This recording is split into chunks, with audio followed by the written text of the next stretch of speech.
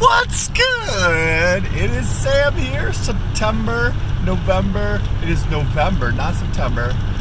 It is Sunday after Thanksgiving. I'm driving back to Boston, and I wanted to mention, because I still see it every time I go to the gym. People,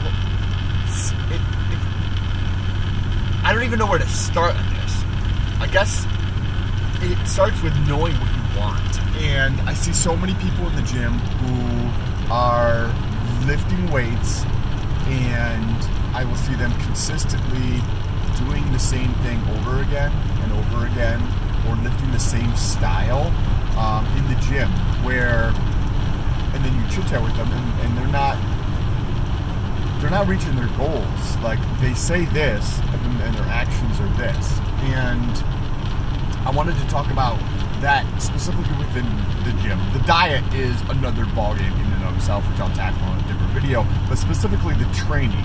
So when I talk to these people, you see how they train and you hear how they train, it's like, this is where I want to go, however, I'm going to walk this way. Like, how the fuck are you going to get to your destination if you're going the opposite fucking direction?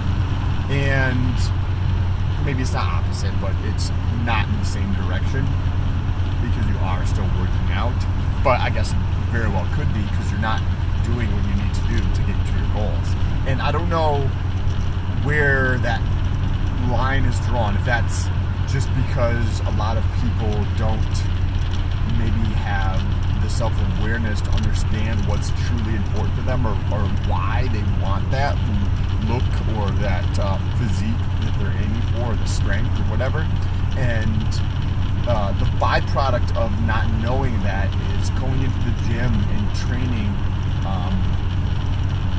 with, say, heavy weights.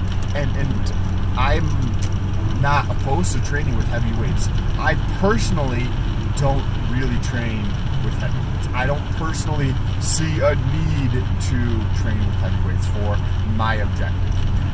If you are trying to just lift as heavy as you can, then that's exactly how you want to train. That's what your goal is, right? My goal is not that. And a lot of people want to have, maybe lose a little bit of fat and or put on a little bit of muscle. Those are probably the two most common.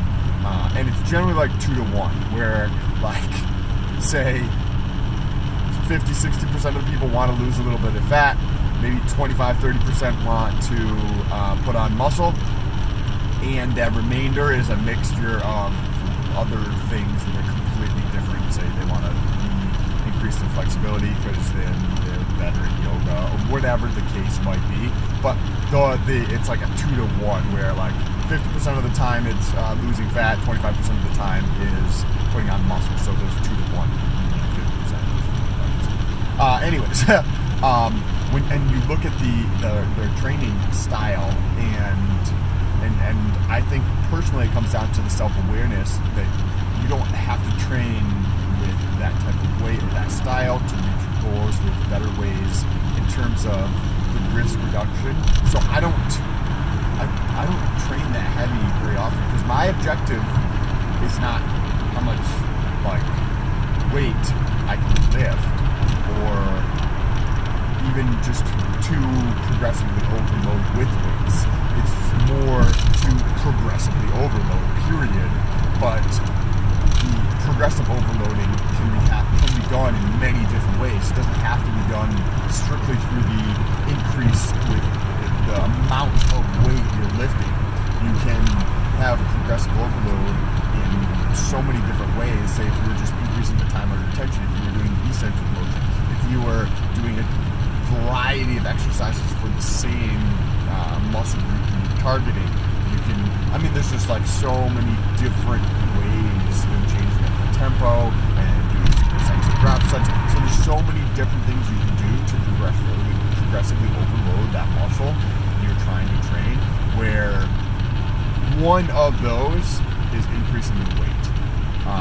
But it doesn't have to be that. It just seems to be the default that most people choose, when in reality there's, you know, a shitload of different tools in the toolbox that can be used and that can be better for a lot of people than just increasing the weight and increasing the risk associated with the injury of lifting heavier.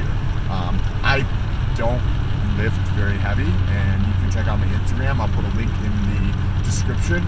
I'm in fairly good shape. And that, a lot of that comes down to the diet and consistency, but a lot of it also comes down to the actual training. And I don't lift heavy. I don't care if somebody's next to me and they're lifting twice as much as I am. Like, it doesn't matter to me at all, because what that person is doing says nothing about me. And I think that is another subtle difference in the mindset of being self-aware. Because once you're aware of what is important to you, the surrounding people don't have any effect on how you feel about yourself. Like, just because somebody else, like, oh, he's only lifting curls with 20 pounds. I don't care. Like, whoop-de-fucking-do.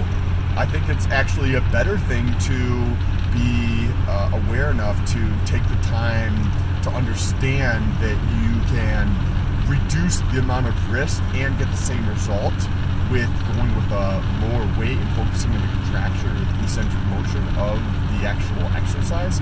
You could almost think of like an exercise as two exercises in one. You have the concentric, if I'm saying that right, which is the contraction, the shortening of the muscle, and then you have the eccentric, which is the lowering or the stretching of the muscle. So you could actually, if you really wanted to, you could change those into two separate exercises, and you could have the contracting of the muscle as one exercise and the eccentric as the other portion of it. I mean, like, there's just endless possibilities to get progressive overload that don't have to do with increasing the weight, and it just seems like it's a default for so many people to reach their goals. And I don't know if that's a just complete not understanding of training, or I tend to lean towards more of it's people not knowing what they truly want, because once they truly know what they want and why they want it, then it makes reaching that goal extremely easy. If you have any questions about this or your thoughts, I'd love to hear them down below in the comments. On the way down to the comments, make sure you smash that subscribe button if you like content like this, and I will see you in the next one.